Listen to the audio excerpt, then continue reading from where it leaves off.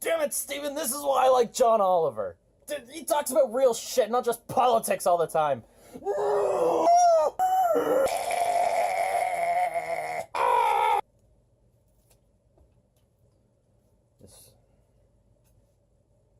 I'm not watching your show ever again. Not a good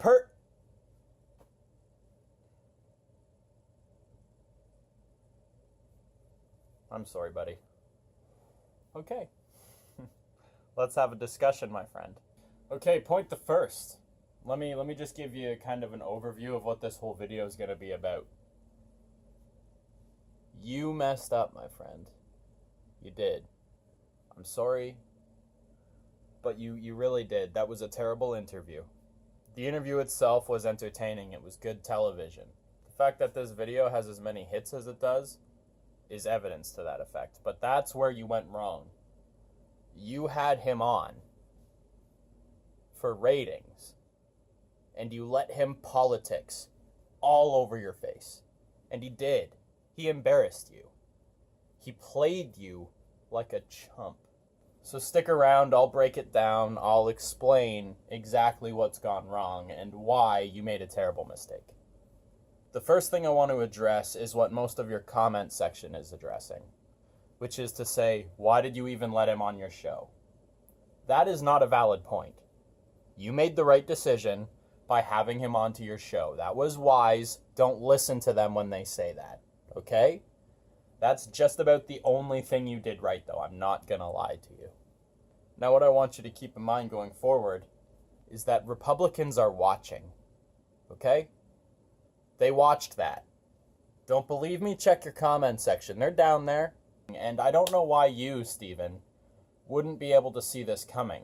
You played Stephen Colbert. I only fucked up your name for the sake of differentiating your character. You know what I meant. You used to be the other guy. How could you not put yourself in the other guy's position to see the way Republicans are seeing this? No one thing in this interview is really all that bad. But all of it put together makes it look like an unprofessional mess. Even though it's not, that's what it looks like to a great number of people. Actually, before I get into it, I'm going to primarily come at this from the mind of Christie and Republicans, okay? I'm going to try to put myself where they're at. And the timing. There's a woman named Alex, last name, I'm afraid of mispronouncing it. Alexandria something. You all know exactly who I'm talking about.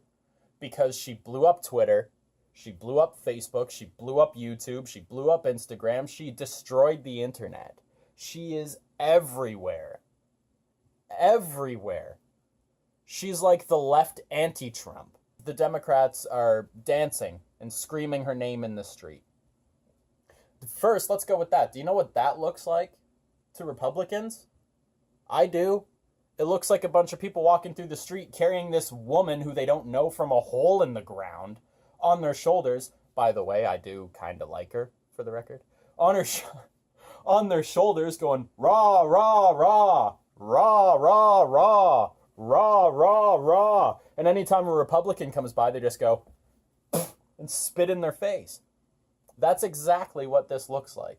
Second, to carry on with the timing. Did a woman not very recently come on your show, plug a book, and then announce that maybe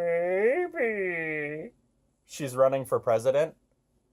So shortly thereafter, after the taste has left people's mouths, Chris Christie finally agrees to come on your show. You've been trying to get Christie on your show for how long? How long have you been trying to get Chris Christie on your show? And now he shows up. When it finally looks like no matter how much you like Trump, it's over. No matter how much you like Trump, people are starting to see that he's a little crazy. And do you know what the Republican Party is trying to do? Differentiate and separate themselves from him. And you allowed Chris Christie to come on your show and do exactly that. As a matter of fact, you even helped him. And that's going to do it for the timing of the matter. That's part of why this was such a terrible interview. Have none of you American left-leaning journalists learned your lesson? Have any of you learned your lesson? The right wing has a very strong propaganda machine. They are very good at rallying. What happened when every single left-wing media source said Trump will never win? You even did it, buddy. You did it. And now here you are again doing it to Chris Christie. You say the words out loud. Who even likes you? Who are your constituents? Nobody likes you. I almost want to like him now. This is an underdog story Stephen Colbert just built for this man. For the record, when I say Stephen Colbert, I mean your show. The Late Show. This isn't all on you, but some of it is. Sorry, buddy. Everybody is responsible for their own actions. Echo, echo, echo, echo, echo, echo. I'm sorry, but it is. You are extremely left-leaning. The Late Show is the anti-Trump show. I'm not saying that's bad. Having a show with a political leaning isn't necessarily bad. You wear it on your sleeve. But you need to realize that almost everybody who watches your show regularly is left-leaning. So you didn't need to make jokes for them. You didn't need to convince them of anything. This was your chance, man. You needed to politics the politician, but you couldn't. You're too passionate. Try to imagine how a Republican would see this, or anybody who isn't your viewing audience. Here, I was just gonna tell you the things that you did, but why don't I show you them? Here is the first one that I noticed where I went, no, Stephen, no, what are you doing? And I actually yelled out loud at my tablet. Your fantastic book, let me finish. Bless you. But also, to be... To your audience, that looks like a joke. Hear the laughter? That's a joke. It's funny. It's good. High quality. That's great. To a Republican, it looks like you're not giving him the time of day. You're shrugging him off. He's the underdog, and you're dismissive of him. I got one more for you, and then I'm going to make my main point about these two. It's your band. Kremlin.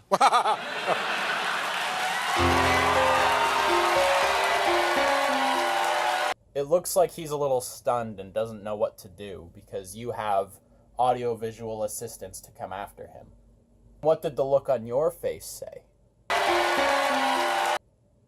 Said, yeah, I got you, gotta do. Yeah, uh-huh. And do you know what you accomplished by doing that? You made him an underdog. You made him a victim and the entirety of the Republican Party. Victimhood is kind of the left's whole deal. They want to help the victims.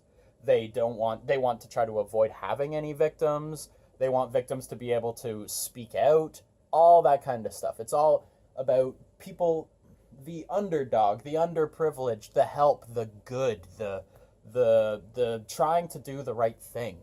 The Republicans, on the other hand, used to be all about being stronger and smarter and better and faster and stronger and smarter and better and faster and stronger and smarter. And a lot of the time holier too. Stay down, Jesus. Now, they get to be the underdogs too. You've succeeded in making the Republican Party think they're stronger, better, faster, smarter, sometimes more holy, and also the victims. I can't afford tinfoil, so use your imagination. I just broke my own heart. This doesn't pass the smell test, buddy. I understand the structure of your show. And the final question you left on. The last question you put in the minds of the American people. Who even likes you? I don't really care to get too deep into that point right there. I think I made myself pretty clear. But I kind of forgot for a split second what the very last question you asked was. So I went back and I watched your video again, and I saw something else. First, no tinfoil hat. Chris Christie was brilliant. When Chris Christie pointed out the fact that the country only got like three people clapping, what was your immediate knee-jerk reaction to that? What did you do? Go. By the way, the country got like 5 people to applaud. It's like, it's fabulous. It's fabulous. It's fabulous. This interview was conducted very poorly if your actual goal was to have the opposition on. You straight up wingmanned him, is the whole point of this video. Whether you meant to or not, you and your show straight up wingmanned the shit out of Chris Christie. Hey, camera angle probably changed. That's because I had one more point to add. Put my phone back up. Do you know what you should have done, Stephen, before your show started? Or at the very least before Chris Christie came out? You should have gone out to your audience, okay? You should have gone out there, went in front of them and been like, ladies and gentlemen, we have something very special today and very important. Chris Christie is coming on the show. And I just want you to know that the whole world is watching right now. So don't boo him for no reason. Don't refuse to laugh at his jokes. Don't refuse to acknowledge him. Don't give him the ammunition. He is the same as any other guest. No matter how you feel, treat him the same. Otherwise, we are going to create a martyr. I'd love it if you subscribed. You don't have to. If you want to check out my video on the dirty tactics Trump's been using for so long, I don't know how to do the over here, bink thing, so go to my channel, or it might even be in the related over here, because it is somewhat related. I need to get to 1,000 before I can make the partnership program. I'm not going to stop making these videos either way, but if you guys could help me get to 1,000. Actually, you know what? If you could help me get to 100 subscribers, I could have a custom URL. All of the work I'm doing in person out there would actually mean something if I could hand them a 5-cent business card that said youtube.com/drownedwill on it. And yeah, that's it. Without further ado, roll the outro. I'd like to say future Will come up with an outro, but I already know what this outro is, so. Ratings! Ratings! Ratings! Oh, boy. Oh.